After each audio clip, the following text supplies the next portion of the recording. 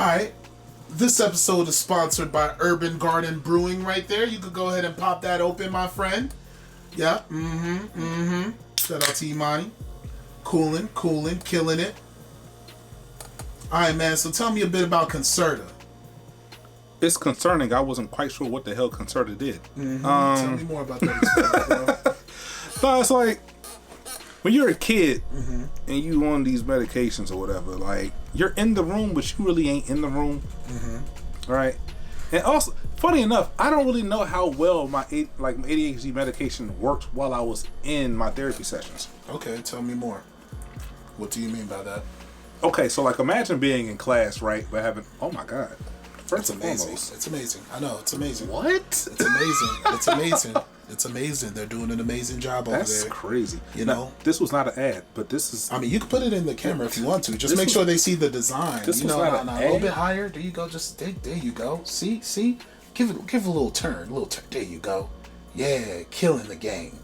But let's get back to Concern. You see, I had to stop talking. That's crazy. No, I did. The flavor is... The palate on that is amazing. Crazy. It's amazing. They're doing a great job over there. So, like, when you're in those rooms, right, and you hear people saying things, and it's like, okay, this is what it's intended to do. I started taking medication so early on that I really didn't. The only frame of reference that I had of what I was like off the medication was truthfully in the summertime. But, like, I was in camps, which made it also weird too, right? Yeah. Now, there's some camps I was on, I was in, I had the medication, and some of them I didn't have it, but. I knew I wasn't the same person. Yeah. You know, for whatever reason. I knew when I got home, I didn't want to be bothered. I was all alone. Like, and then as I got older, like I said, I ended up on, had it, because of the way that things were, I think once upon a time they tried to take me off Ritalin and they put me on Adderall. And they had Adderall and Concerta at the same time. That sounds like a trip. Nah, it was definitely a trip. Apparently, I got, like, I think it was Adderall, Concerta, and then, of course, the antidepressant Wellbutrin, all at the same time. This is when I was in high school, and apparently, I got too happy. I don't even know what that means. It was like I was a jokester or whatever, if you will. Funny enough, that probably was the best mix. But it was also the first Adderall, and they had to end up recalling that at one point because apparently it had like some real bad side effects that they hadn't got in the first kind of trials or whatever. So they put me back on Ritalin. I ended up on Ritalin, Ritalin, Concerta, and Adderall. So apparently it's like, you know those Tylenol like quick release pills where it's like, it's like quick dissolve first, and then the other medicine dissolves slower, so it like lasts throughout the rest of the day. Well, Ritalin was like a quick hit, and then Concerta would like help it last throughout the rest of the day. So that was what was going on. And the way this sounds like someone's telling you how to take shrooms. Honestly, for the first time, or when you eat this edible, this is how you need to do your portions. I tell people all the time, like, I was a legal addict for 10 years. Okay. What do you mean by that when you say illegal addict for 10 like years? Legal in the sense of I'm on narcotics. Yeah. Right? Like, narcotics are for the most part like considered illegal drugs, and I have family members who went through Narcotics Anonymous, and I know this, and I know them stories, and know what those experiences are like. And I was actually in those rooms with some of these people when they were going to these meetings. So you were walking a fine line. Oh, not walking a fine line. Like, I knew the line that I was walking on. Like, it's crazy in the sense of like, oh, snap. I can relate to your stories, and I'm a kid. And home-wise, you didn't come from a bad home. Nah. I mean, my parents were divorced, but... Yeah, but they were still great parents to you. That's 50% of people. Yeah. But to you, they still tried to be the best parents that they can be. Yes. Yeah. Yes. I was provided the basic necessities to live life. Was I always happy with how they parented me? No. But looking back on it, they did the best they can. I've let most of it go. Most of it. Let's be fair, right? You had those talks. Hopefully. But, well, you can have every talk. You can have it. You can have as many talks as you want to, as long as people are willing to talk back. And listen. Exactly. And digest. There goes that. Because people don't do that sometimes. That's not what this is about. But like I said, but like after 17, I didn't touch none of those. I thought I was better off without them. But it's also an awkward place to be in because you go to college, and I didn't finish college in 4 years. Yeah. Some of it was focus. A lot of it was not having any idea what I wanted to do. I mean, funny enough, like I had to go through all that because I'm an academic advisor now. And you're pretty gifted, so being gifted. Let's talk about the third pair of sneaker that's behind you to the left. Oh no, this is definitely the one I had to pull up next. Like, so it took me 10 years to get my undergrad degree. Okay. I was in school for 7, but I had a couple breaks here and there for a couple reasons. It's a beat up Adidas box. I know people like, oh, Adidas. I'm like, listen, all right. I've owned Lacoste Boutique. I've owned Adidas. I've owned Pumas. I've owned Diodoras. I've owned Saucony's. Definitely owned New Balances.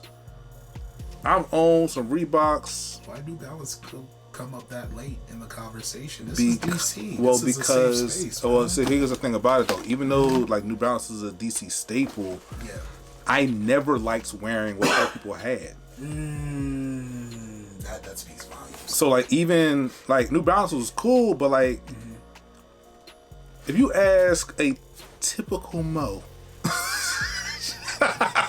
you ask a typical Mo. How do you define a typical? A typical Mo, right? Or a nipple toe. Now I'm playing.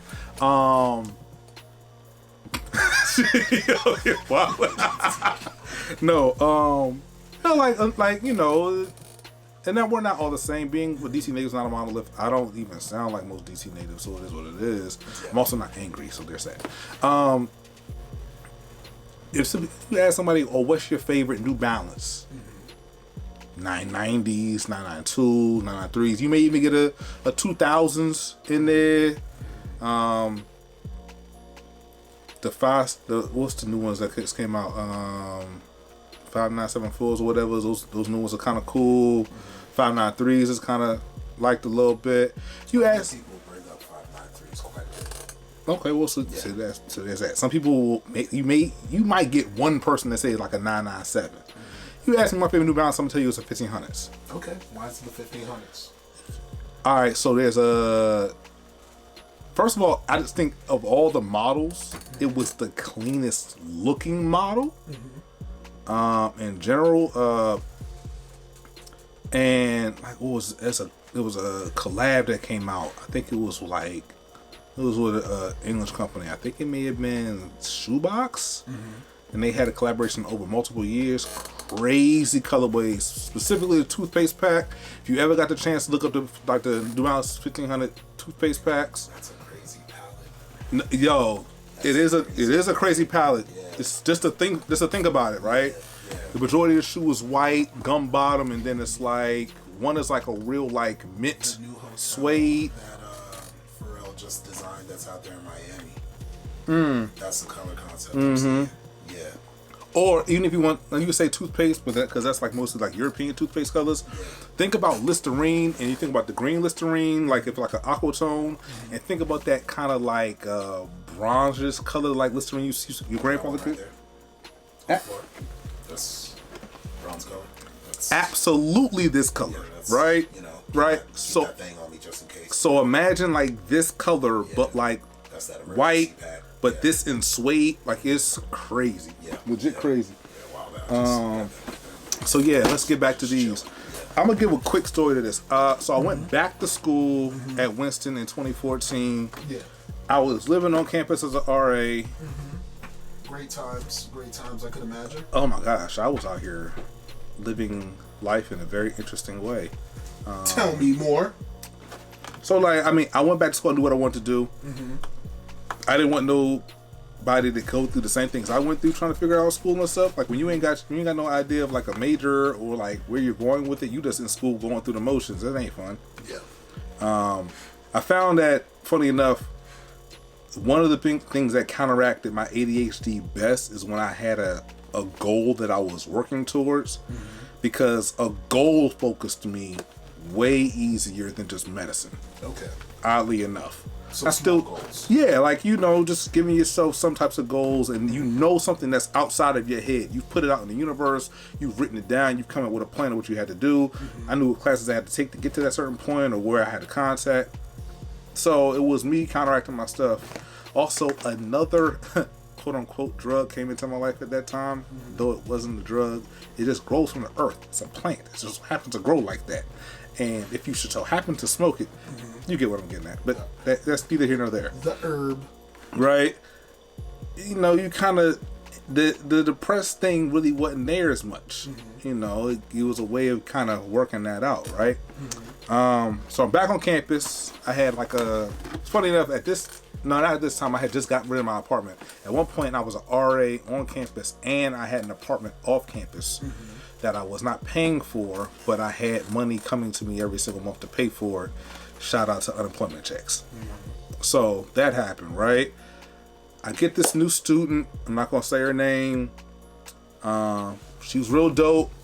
She lives on the end of the hall. We get to talk about sneakers because I had a bunch of sneakers in my room. She says to me, like, oh, that's interesting. Like, my dad works for Adidas. I said, oh, yeah? How does he work for Adidas? Oh, he's like the American director of marketing. Was this your first plug? Listen, I was like...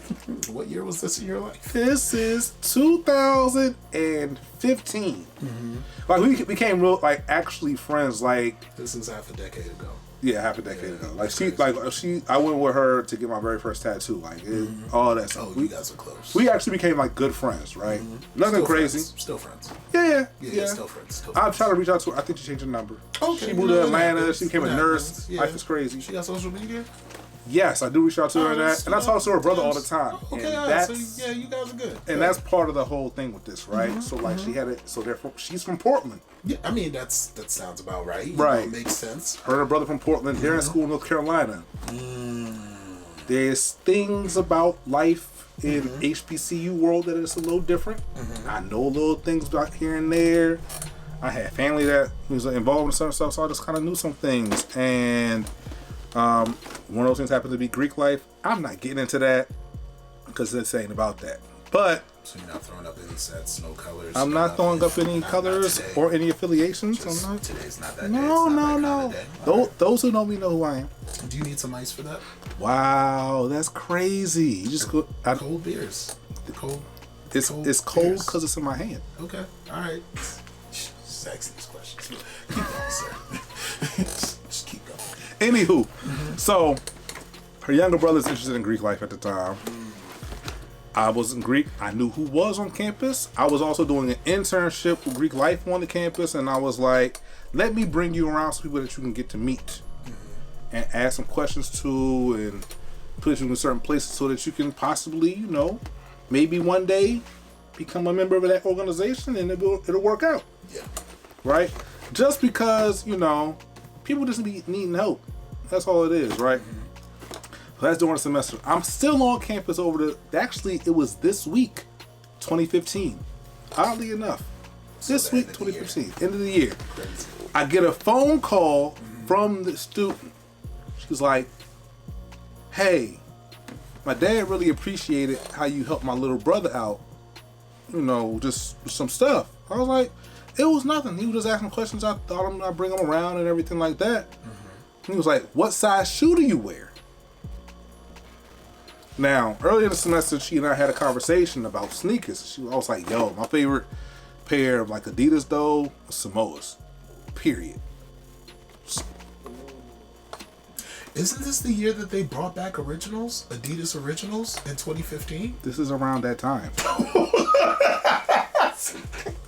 I just thought about it. I was like, wait. Like, this is around that time. 2015, that box. I mean, they had Adidas originals around, but it wasn't. They put marketing money behind it. Right. Yeah. It's around that same time. Yeah. That was around the time that Beyonce started doing stuff with them also. This was a little bit earlier. Yeah, a little bit earlier before that time. Because she started doing stuff with them 2018. But this was also around the time, like, they had just kind of signed Ye. So, like, that was coming down the pipeline. Ye had been, like designing some of the ZXs for them and a couple other sneakers here and there. Yeah. So, things were moving in a progressive direction for them. A couple weeks later, about a week later, I get some mail. 2 shoe boxes. This is one of them. The other one's currently in my car. So these are UCLA colorway of the Samoas. Right? I've worn these, I want to say like 4 times. These are, first of all, this suede is still ridiculous. Like I was like, yo, like she really looked out. It was weird because it was like